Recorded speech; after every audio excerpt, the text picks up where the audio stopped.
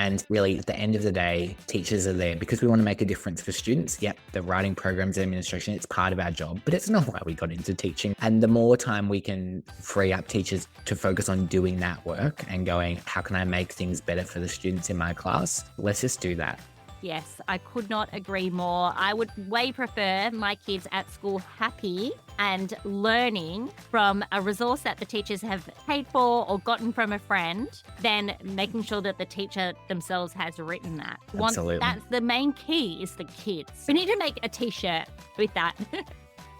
Welcome to Rainbow Skies for Teachers, the go-to show dedicated to teachers who want to make a big difference in education. Whether you're in your first few years or well into your teaching career, we are here to inspire, support, and empower you with bite-sized tips, simple strategies, and the motivation to lead an education revolution, one classroom at a time. We're Ashley and Alicia from Rainbow Sky Creations, two Aussie teachers who love all things teaching and learning. We are here to help you thrive as you work toward making an impact in your students' lives while loving your life as a teacher.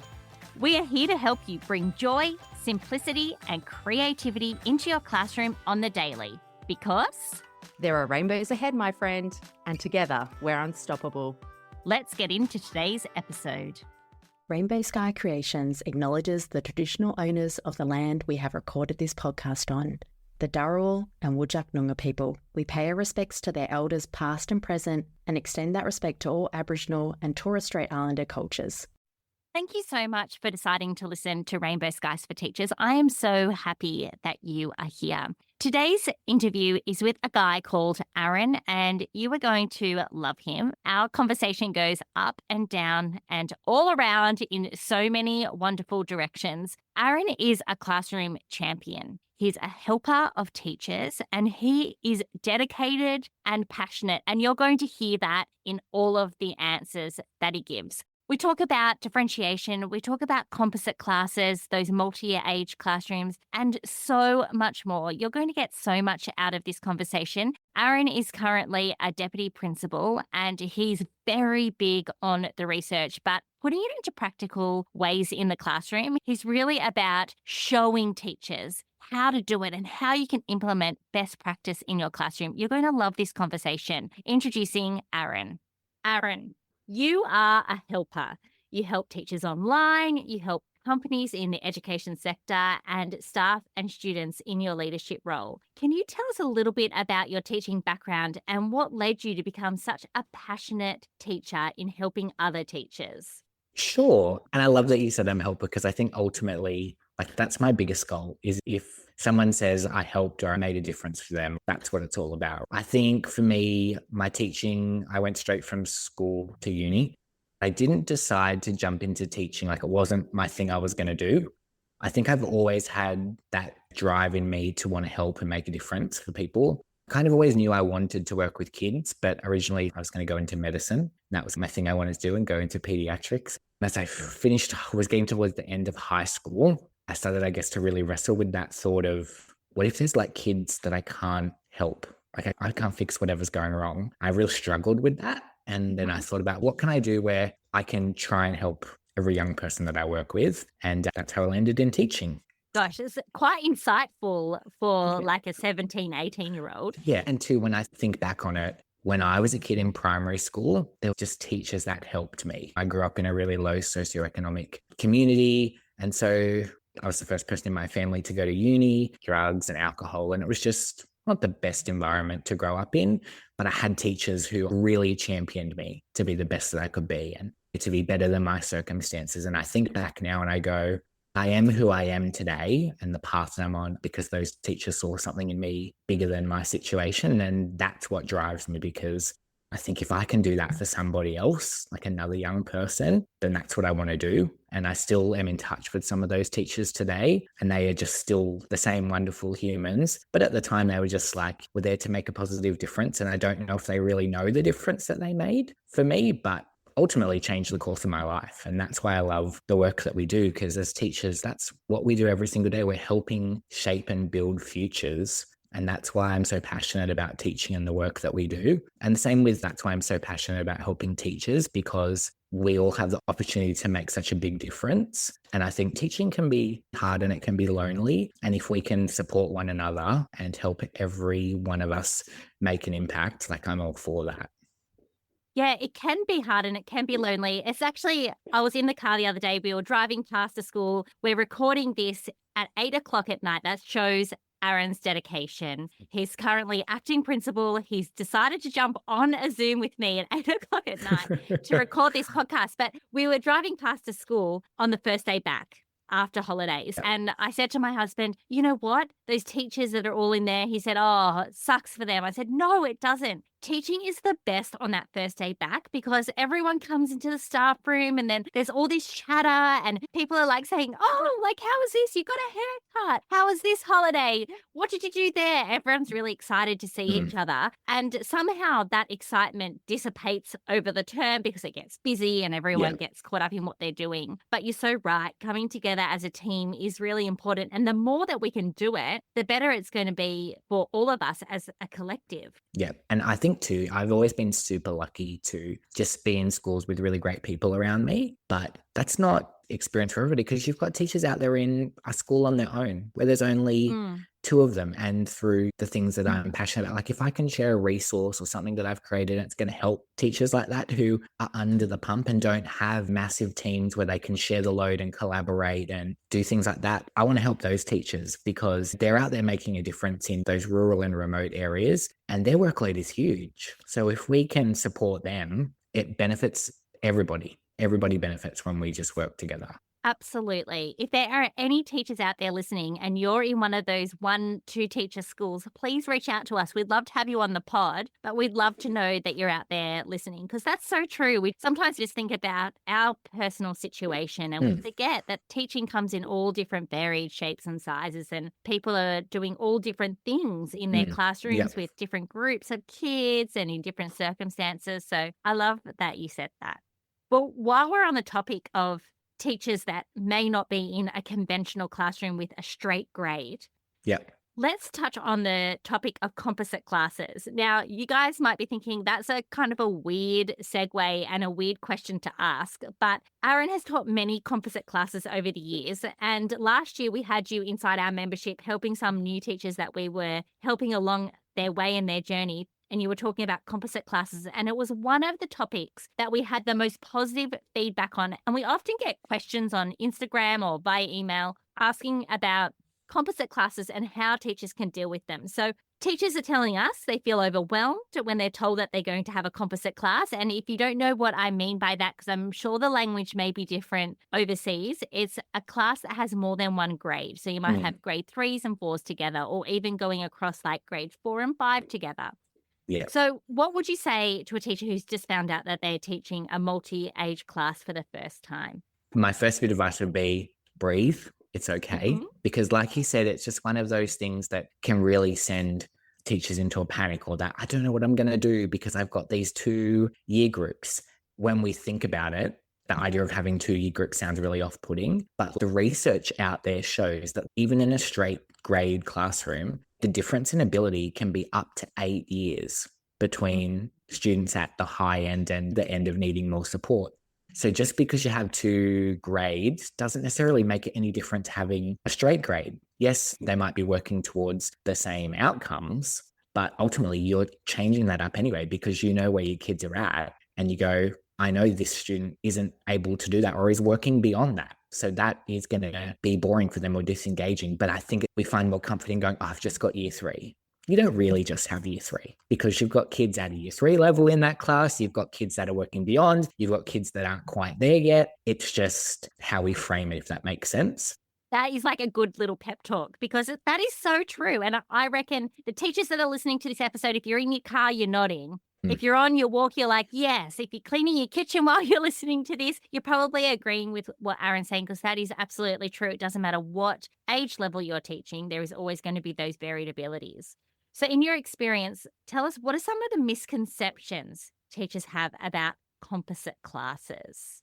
I think, first of all, like we were just talking about, it's more work or it's harder because you've got different year levels. And I think the thing people would think is I've got to have work for the year 3 kids that's different to the year 4 kids. Do you know what I mean? We tend to think, oh, well, I've got to have 2 of everything. And it doesn't necessarily mean doubling your workload. It doesn't mean that at all. It's just about knowing that even in your straight classroom, not everyone does the same thing. Anyway, we're always mixing it up and differentiating and things like that. And that's the key in a composite class as well. But I think it's just looking for ways to work smarter, not harder. And I would say that's the biggest misconception I come across with teachers is, well, I have to do double of everything. Or thinking back to what we just talked about with those really small schools where you might have a class that's a year 3 to 6 class. Do you know what I mean? You've got kids at more than 2 age ranges. You've got kids from years 3 to 6 in one class. It doesn't mean that you have to have 4 different pieces of work, 4 different math sheets or 4 different whatever. That's not what it has to look like, if that makes sense. Yes. So let's dive into that a little bit deeper and talk about planning. How could teachers effectively plan units and lessons when the students are working at different year levels?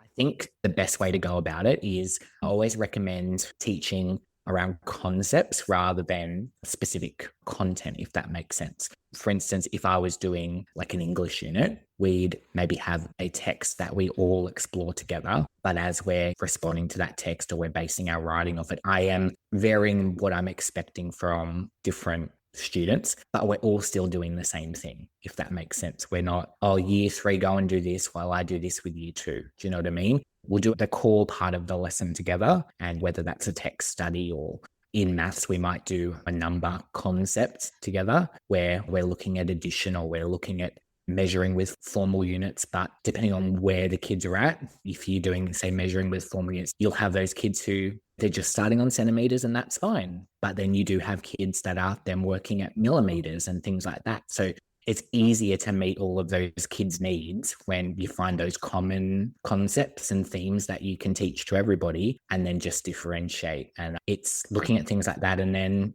when you are looking at the task design and things like that, you just need to think about keeping things really open-ended. You don't have to have 4 worksheets, but we can design tasks where students have the ability to meet or show what they can do at that level. And there's good room for extension, but there's good room for those students who need simplified or need to work on those more foundational skills. Yeah, I think open-ended tasks is a really fabulous suggestion. So what I'm hearing from you is it's really about differentiation.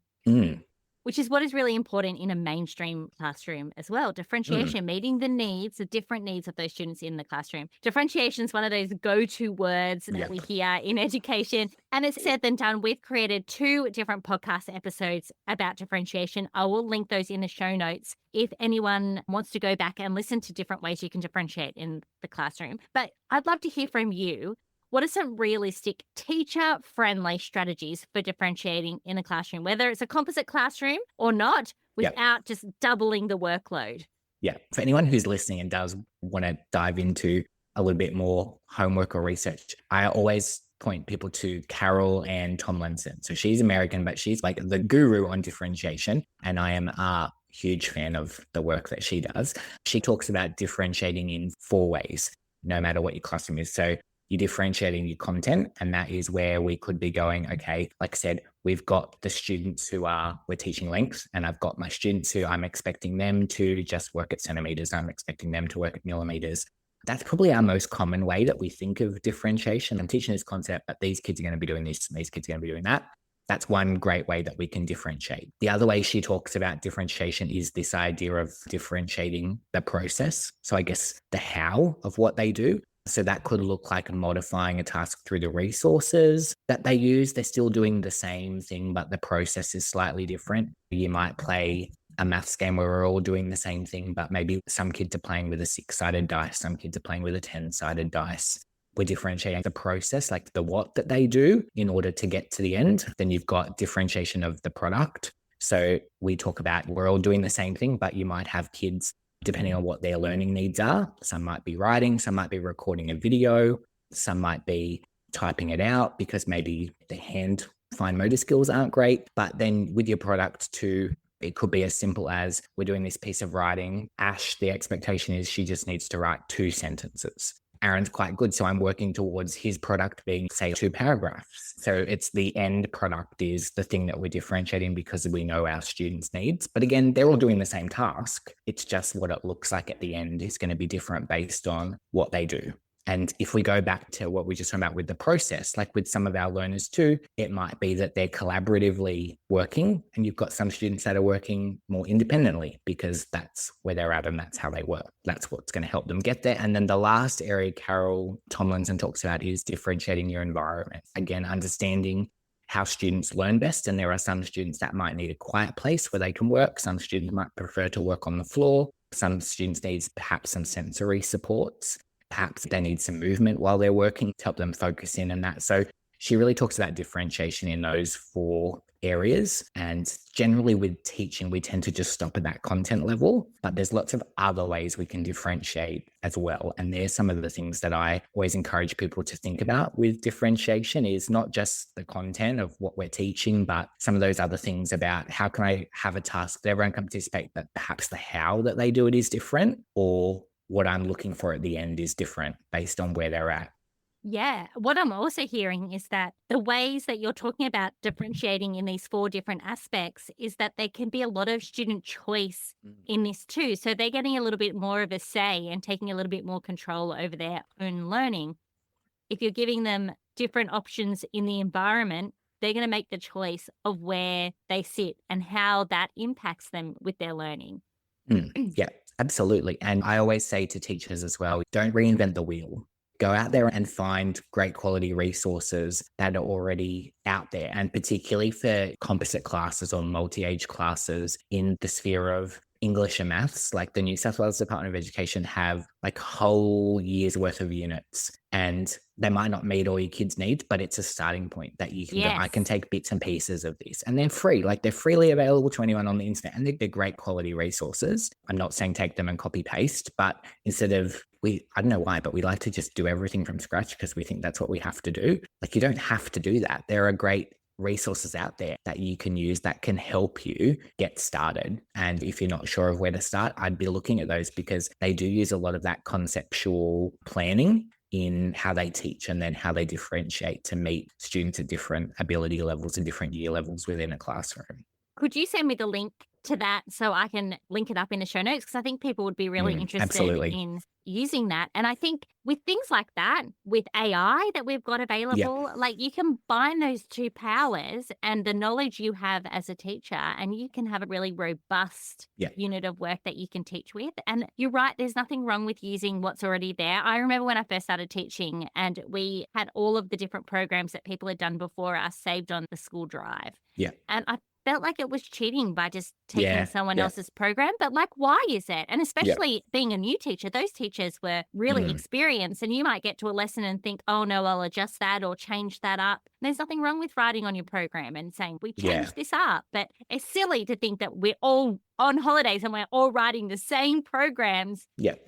Yeah, It's that's crazy exactly town. right. And I know I'm happy to share too, like my resource link, there's a few great like literacy teaching guides that go with some key novel studies that I've developed with my teams over the last 2 years. Happy to share those because they're a great starting point to go, oh, here's a text, here's the things you can pull apart for spelling and grammar and writing with ways to differentiate as well. So Yes, that would be really great. I'm just going to do like a side tour here. But when I often tell parents what I do, now I'm a parent myself, say I used to be a teacher in the classroom, but now I help teachers online. One of the common questions I get, or one of the common statements is, oh, you're just doing teachers' work for them. You're creating the resources and then they just use those and then they don't bother doing it themselves.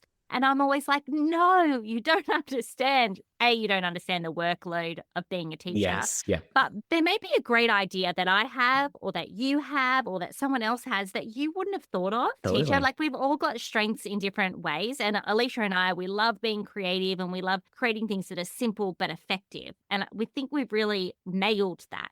But there's other teachers that's not great for them, but they're really fabulous at teaching spelling lessons. And for me, I could never make those spelling lessons fun. I could never Yeah. get them super engaging. So we've got to remember that we need to tap into each other's strengths. Absolutely. And really, at the end of the day, teachers are there because we want to make a difference for students. Yep, the writing programs and administration, it's part of our job, but it's not why we got into teaching, right? No. And the more time we can free up teachers to focus on doing that work and going, how can I make things better for the students in my class? Let's just do that.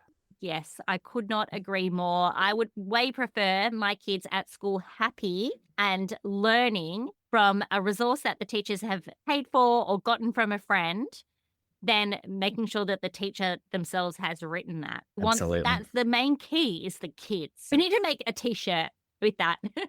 We'd have to get the message a little bit more concise though.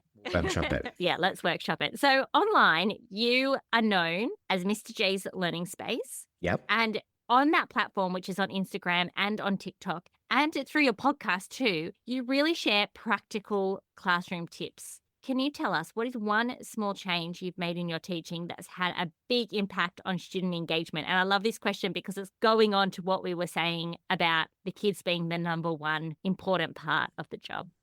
I think when I first started teaching, I was very much, I'm the teacher, I know what I'm doing, you're there to learn, I'm there to tell you what to do. And I think it's been embracing more of some of these practices we've just talked about and allowing student input and student voice and getting students to have a say in how they learn or perhaps what they learn about the text that they're interested in and things like that. And ultimately, we think about when we are told this is what we're going to do, and sometimes we go, ugh. But if someone goes, hey, what do you want to do? Like we always jump at that as teachers. And I think there's some really practical things that we can do to engage our students more if we just put ourselves in their shoes a little bit. Sometimes I think about when we sometimes go to a professional learning session, like we don't love just slideshow. Yeah. Often that's what we do for teachers. It's thinking about what can I do that's just going to engage students more. And I think, like you said earlier, Ash, you're trying to give students a chance to have choice in what they do, but have a voice within their classroom. It gives them ownership over their learning, but it really, I think, takes the ownership of the classroom space in itself to another level. It gives them that pride and that ownership, and they feel responsible as well, rather than just, oh, this is the teacher's space and I'm just here to visit for 6 hours, or the teacher just tells me what to do. That's not really what I'm interested in. So I think looking for those opportunities to get feedback from students is a really powerful tool that we can use. And it can be as simple as doing at the beginning of the year. I used to always do a little bit of a survey, tell us interests and things like that. When students can see that you've done something with that, it's really powerful. Oh, we're going to read this book, or we're looking at this because, hey, Ash, I know you're really interested in this. It just takes that engagement to a whole new level in the classroom. Yeah, you're right. And you don't need to be listening to 30 different opinions about one activity every single time. No. You can embed this and weave it through your teaching. One thing that I used to love to do when I taught kindergarten is we would read a text and then they would go and respond to the text. I used to set up different stations so they could respond to it via painting with watercolor. It wasn't too messy. It was fun. I taught them how to create it without being too wild with the paint. Or they could use crayons, or they could use Play-Doh, or they could use blocks, or they could record themselves. Back then we had iPods. It wasn't anywhere near as fancy technology as what we have now. But it was a really great way of seeing them choose something and what was the most popular. And funnily enough, the watercolor was the most popular. And often after that, we would do that as a class because I got to see in not a confronting way for me. Like it wasn't them all yelling out saying, I want to do this, I want to do this. Yeah. It was just an easy way for me to see sorts of activities that they liked and what kids liked what. Yeah. And you can build that up over time. I think that's why we say, like the beginning of the year, it's really important to get to know our students and to learn about them because it does help you with things like student voice and student choice throughout the year. Yeah. And like you said, it's just simple little things like that. One of the things that students in my class have loved over the years is having the choice. We would often do responding to text activities, and I just had kind of like a Bloom's taxonomy grid. I don't mind what you do. You need to respond to text, but you've got all these different ways that you could do that. And even the same when it came to homework. I moved to the homework grid. I'm not going to tell you what to do, but have 40 boxes. Do as many as you can do for the term. Giving students a choice like that is going to engage them more than going, the whole class, we're doing this sheet this week. We still want you to do spelling. And on the sheet, there's all these different ways you can practice, go over your spelling or your segmenting or your blending. And same with maths. There's a whole lot of different maths activities in here, but the choice is yours. Choose your own adventure. Yeah. It's fun. It gets a bit of buy-in from the kids Yep. as well, even at a young age. I think you can start this from the very beginning. Absolutely. And when you think about it too, like preschool is so interest Yes. based. And then we move away from that in those primary school years when I think, like you said, like we need to try and hold on to that because, that's going to be what engages students in their learning when it's linked to their life and their interests and what they want to learn about. Yeah, you're so right. They are very focused on what the children at that stage are really interested in, but they always do offer a lot of choice too. There's a lot of freedom Mm, in the learning, and we know that kids learn through play. yeah. And I think that's something that the early education sector is doing so well and that we could learn from. And then I'm sure vice versa. We're doing a lot of wonderful things too. Okay, so teachers often feel the pressure to do it all in inverted commas. Yep. What advice can you give to educators who are feeling overwhelmed or stretched thin? I think one thing that always sticks in my mind, and it was the advice that my very first principal gave me. And when I was new to teaching, and he sat me down and he was talking, he said, "You know what, Aaron, I'm going to give you the key. This is the best thing you will ever give your students." And I was like, ready. I was like, what is it? Tell me, what's the resource I need to have in my classroom? And he was like, the best thing you can give your kids is a well rested, happy, and healthy teacher. And I was like, what? And he was like, the classrooms are full of great resources, but the best resource in every classroom is the teacher. He said, and if you lose that, having a great worksheet or a great game is not going to teach kids. The best thing in every classroom is the teacher. And you need to remember that. And he was so big on there is always 1,000 things to do, but we have to take care of ourselves because none of those things happen without us. And so I think to-do lists are great. To-do lists will be there, but it's actually accepting the fact that the to-do list will always be there and it will always be full. And that's a part of life and that's okay. But we need to make sure that we are taking care of ourselves because that advice that was given to me, we are the best resource in our classroom. And without us, none of those other resources will work. So I think it's getting good at knowing when you've done enough because there's always, teaching is one of those things. There's always more that you could do. There's always Yes. something else you could come back to and tweak. It's different in that sense to a lot of other professions because lots of people are, I've done my work, I've done my tasks and that we can still do the main things we want, but we can always come back to, I could change that or I could make that better. It's just getting to that point where you go, you know what, I've done enough. Yes, there's more Yeah. to do, but I've done enough for today. And I think it's the early you can do it is setting good boundaries for yourself, making sure that you're giving yourself time for the things that you love, that bring you joy and refresh you. They're really important because it's so easy to push ourselves to the limit and then we're feeling tired and then we get sick and all of those things and we lose that joy. So I always think about that advice from my very first principle of how's that resource in the classroom being myself? Like, how's that going? How am I taking care of myself? Because sometimes it's better to go home early and have a good night's sleep than pushing myself to print all those worksheets for tomorrow.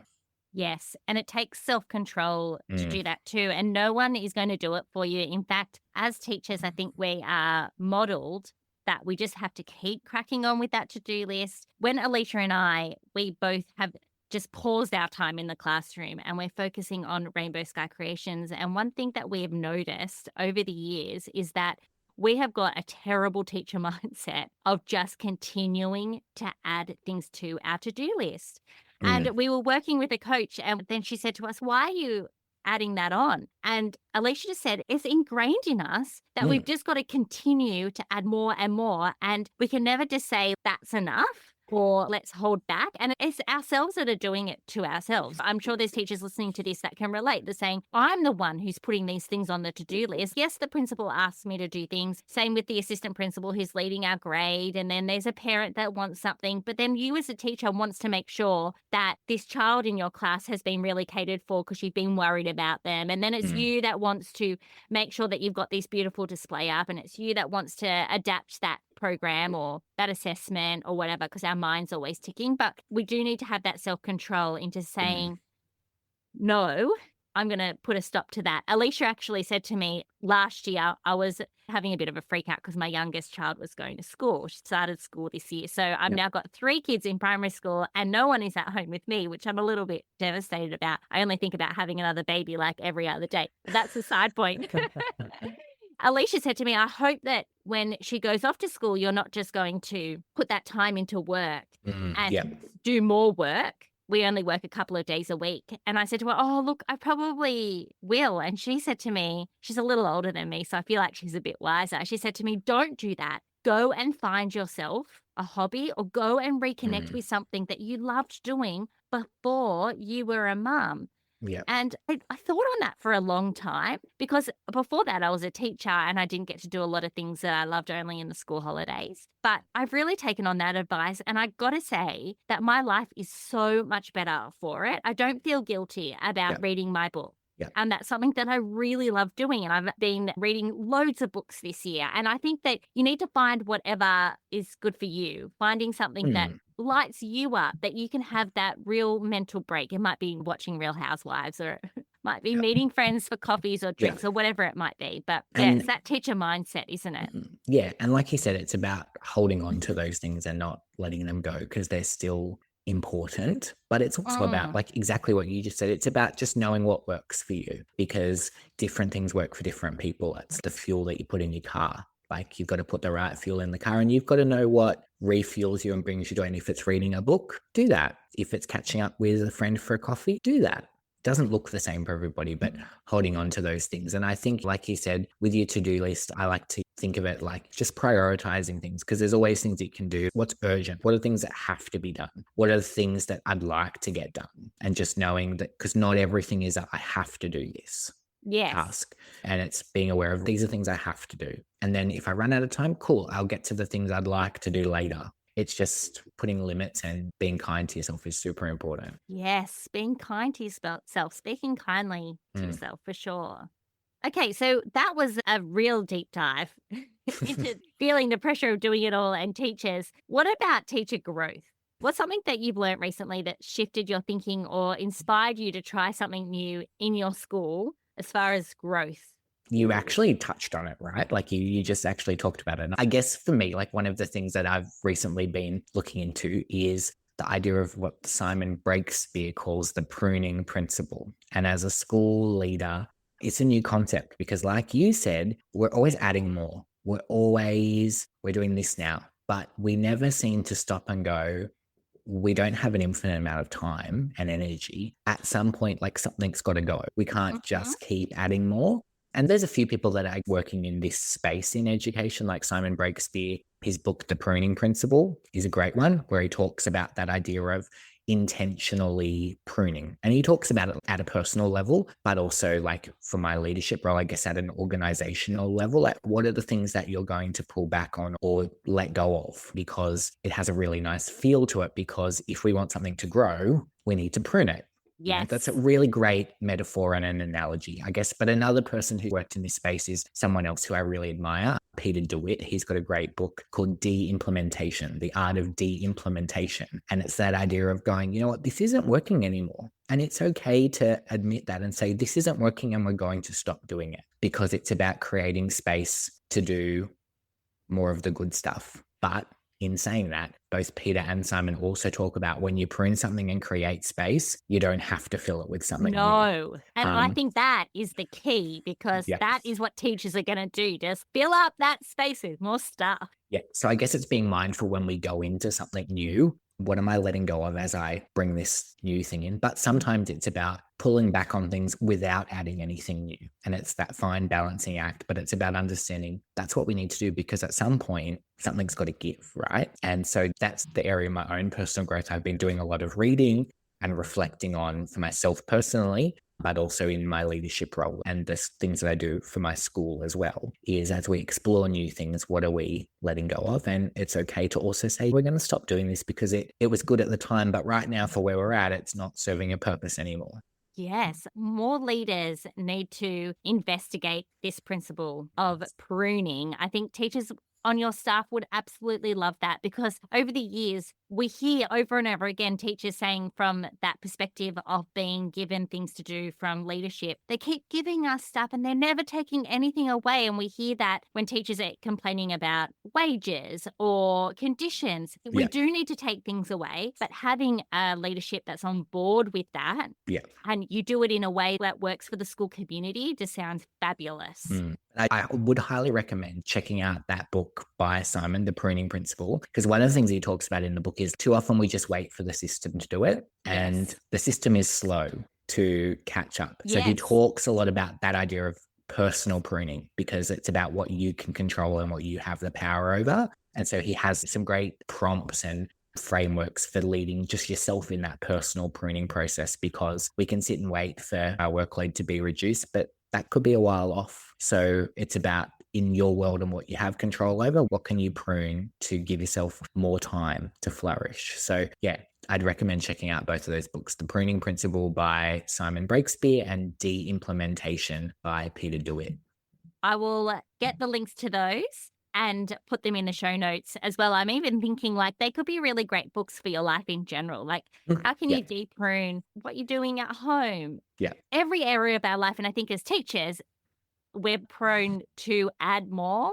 Yep. I think we could find that this could help us in many ways. Yeah. It's the trap we fall into, like you said before, because we're such givers. We just always want to do more and I want to do more. Yeah. Givers, high achievers, helpers. We want to do the right thing. And that is a wonderful quality, but you don't want to burn yourself out in the process. That's for sure.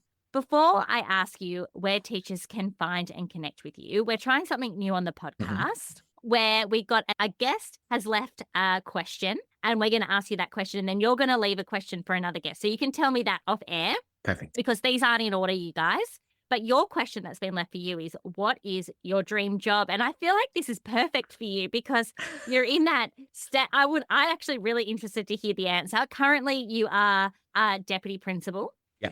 Okay, in a very large school. So what is your dream job? Got a few answers. I love what I'm doing. Like I love this working in education. For me, like that's the dream. But I guess career-wise for me, I've always, not always, but since being on the leadership journey, being a principal is the direction I want to go in. But for me, being in education, it's not where I wanted to start. But now that I'm in it, like I couldn't imagine doing or being anywhere else. There's nothing else I'd want to do. However, I will have a cheeky side second answer because we're talking off air. So I just spent 2.5 weeks traveling overseas in Japan.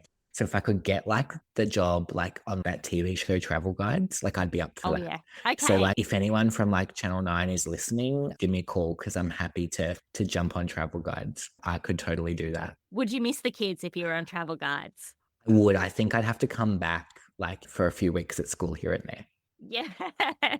I love it. Maybe you could do Travel Guides for kids. Yes, that's a great idea. Yeah, so let's pitch it to Channel 9. We've got something here. But yes, that would be my answer. So I knew that Aaron wanted to be a principal. And as I said earlier on, I don't think that is far off for you. When you do become a principal and you're in that acting role now, will you miss that connection with the classroom, do you think? You know what? I definitely will. But even in my role, like as a deputy principal, I don't have class of my own or things like that. I'm popping into classrooms every single day. I always say to people, I love leadership. I love school culture, but I love being in the classroom. So I will be that person who I'll cover that class. I'll take that class. And I think my principal that I work with now, my previous principal also did that if we were short of teachers, they're like, I'll cover that class for a day or I'll cover that class for an hour here because we don't have somebody. So I will, as much as possible, still try and be present in classrooms if it's just walking around saying hi or jumping in where I need to, because that's ultimately why we get into this job is we want to teach kids.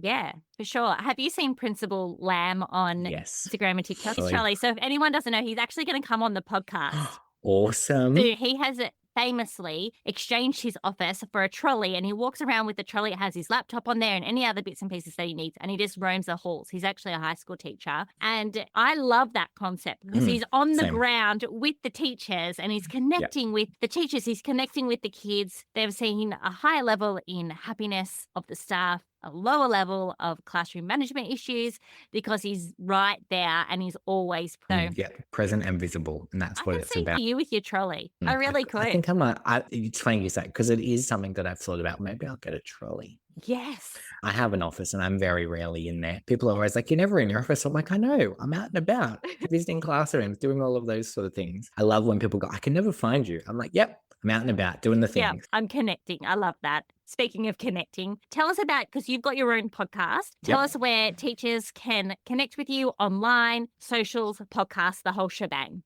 Yeah. So people can find me in a few places. So you mentioned it earlier, Mr. J's Learning Space is the platform where I share my teaching journey, my leadership journey, practical ideas, resources. So Mr. J's Learning Space on Instagram, Facebook, and TikTok. You can find me in those places. I am on LinkedIn for anyone that's more into that more professional side of things. So you can just look me up, Aaron Johnston, on LinkedIn. But I do host a podcast called the Teacher Takeaway Podcast. You can find the Teacher Takeaway Podcast on Spotify and Google Podcasts and Apple Podcasts and all those places. And we just do exactly what we're doing tonight, catch up with people, chat with guests about different things that are happening in education. And I feel really privileged to be able to bring to people some really great conversations with people who I personally admire as heroes in education. Yeah, that's where you can find me. There's some lots of really wonderful conversations on your podcast, and you've just celebrated over 200,000 downloads. Yeah, we just hit 225,000 downloads this week, which is awesome because we started the podcast in lockdown as a little lockdown project. And yeah, people like it and have kept listening. So yeah. If you think about it, sometimes these numbers, they just get away from us. But over 200,000 people, like if you look at the Taylor Swift concert and all of those people in the arena, it's like, Crazy. well, then double that. It's crazy. It's crazy. So congratulations. That is so awesome. Thank I'll you. link that podcast in the show notes too, and then all of your socials and everything. If anyone wants to connect with you, they'll just be a quick click away. Awesome. Thank you so much for giving us your time. You truly are a champion of classrooms and teachers, and we appreciate you. I love your work, Ash, and it is such a pleasure to be on the podcast. So thanks so much for having me. See, I told you that episode would go up and down and all around. It went in lots of different but fun directions. I could talk to Aaron all night. In fact, I actually met him in person last year at one of my dear friends' 40th. Shout out to Lara if she's listening to this podcast. And we did talk all night long. He has got so many great things to share, and he's so passionate about teaching and education. And that's why I think that giving him a platform like this is so important, because I feel like his energy and his excitement around education is really contagious. And I absolutely love that. So thank you so much, Aaron, for coming on and sharing all of your wisdom with us, but also sharing that passion and that joy that you have, because teaching needs to be joyous. We're around kids and it needs to be happy. So with that, I'm going to tell you there are rainbows ahead, my friend, and together we are unstoppable.